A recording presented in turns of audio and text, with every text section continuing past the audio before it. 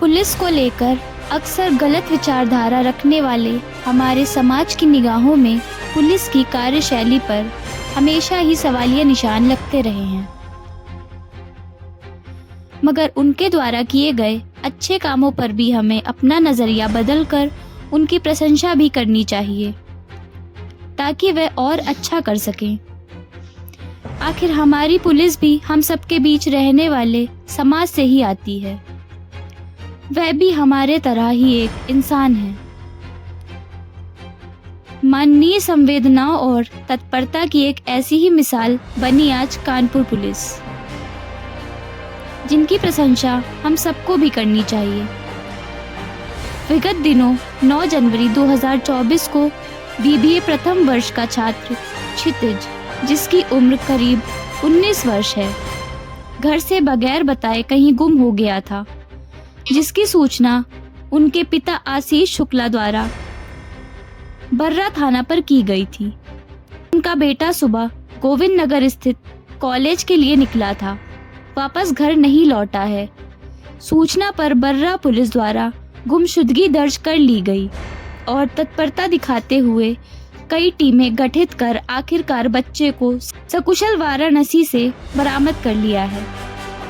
परिजनों ने पुलिस की कार्यशैली की भूरी भूरी प्रशंसा कर उनका बहुत आभार व्यक्त किया। क्या नाम है आपका और बेटा आपका सकुशल आ गया है, क्या कहना चाहिए पुलिस के लिए? ये 9 तारीख को प्रातःकाल निकला था विद्यालय के लिए, अपने विधान स्वरूप में पढ़ता है। उसके बाद से वो किसी कारणों से चला गया।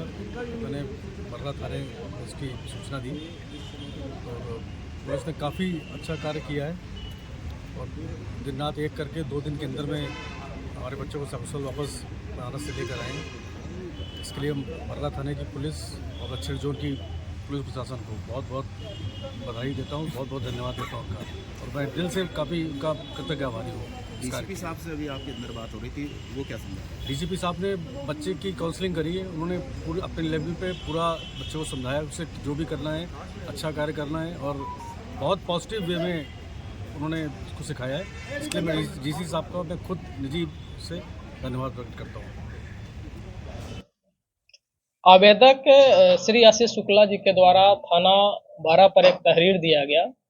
तहरीर में उनके द्वारा बताया गया कि उनका पुत्र जो कि बालिग था, 19 साढ़े 19 साल उम्र थी, वो दिनांक 9/1/2024 को अपने घर से अपने कॉलेज के लिए निकला था, लेकिन वो कॉलेज नहीं आया था।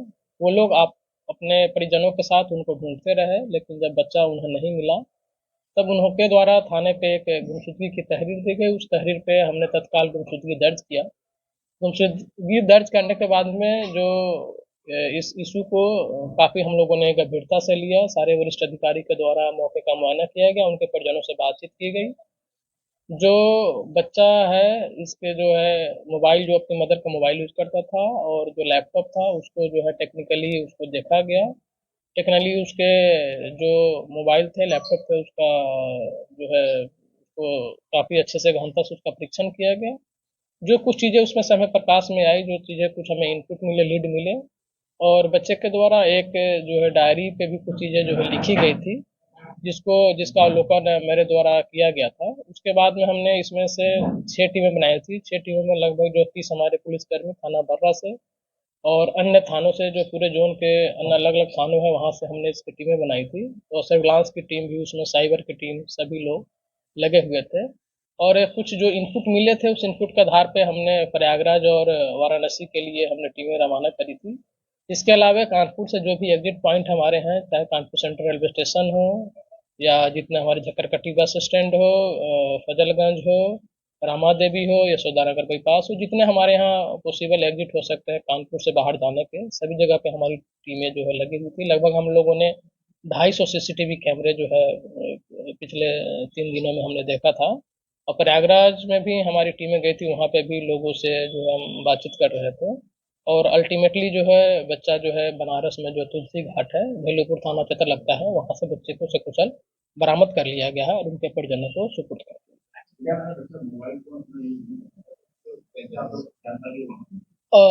बच्चे के द्वारा एक मैंने अभी पूछताछ करी है। उनके परिजन के द्वारा पहले भी पूछताछ की गई थी, तो इनके द्वारा बताया गया कि बच्चा मोबाइल यूज नहीं करता था। लेकिन अपनी मदर के मोबाइल को यूज करता था। वो बच्चा काफ़ी टेक सेवी है, उन्हें टेक्निकल चीज़ों की जानकारी है और अपनी मदर के मोबाइल का यूज करता था। बच्चा चूँकि बीसीए में इसका नामांकन भी था, इसका फर्स्ट सेमेस्टर का कोर्स हो भी गया था, तो ये मोबाइल यूज नहीं करता था। अभी जो पूछताछ हुई तो वो कह रहा था कि मुझे इलेक्ट्रॉनिक चीज़ों से उतना इंटरेस्ट नहीं है, and he is also not interested in doing BCA. तो ये भी बातें जो अभी निकल के सामने आई कि वो बीसीए करने में इंटरेस्टेड भी नहीं है। कैसे पहुंच सकी वहां तक? जो मैंने आपको बताया कि जो मोबाइल और लैपटॉप था उसको टेक्निकली हम लोग देखा, सर्विलांस के माध्यम से उसको देखा, और जो उसमें कुछ लीड मिले थे, टेक्निकल जो चीज़ें थी, उसके आधार पे हमें लगा कि ये अच्छा या तो प्रयागराज जा सकता है या बनारस जा सकता है। दो पॉसिबिलिटी थी, दोनों जगह हमने टीमें भेजी थी और हमें सफलता हासिल। सर वजह क्या थी? घर से चले जाने की? ये जो अपनी मर्जी से बच्चे के द्वारा बताया कि मैं अपनी मर्जी से गया हूँ और मैं अभी कुछ समय चाहता हूँ, मैं बीसीए नहीं करना चाहता हूँ और अभी मुझे कुछ टाइम चाहिए अपने सोचने के लिए कि मैं अपने फ्यूचर में क्या करूँगा नहीं करूँगा। उनके परिजन भी आए थे, उनके मदर फादर भी थे, उनके रिलेटिव्स भी थे। उनसे भी मैंने रिक्वेस्ट करी कि बच्चा अगर अपना कुछ समय चाह रहा है अपने भविष्य के लिए तो इनको कुछ समय दे दिया जाए, क्योंकि बच्चा बालिग है, सोच समझ रहा है, पढ़ने में भी अच्छा है। उनके परिजनों ने भी कहा है कि हाँ, बच्चे को हम कुछ टाइम देंगे, अपना बच्चा ये डिसाइड कर ले कि व्हाट इज गुड और बैड फॉर हिम, और बच्चा अपना डिसाइड करेगा, फिर उसके बाद में जो भी बेहतर होगा बच्चा अपने भविष्य के लिए खुद ही सोचेगा।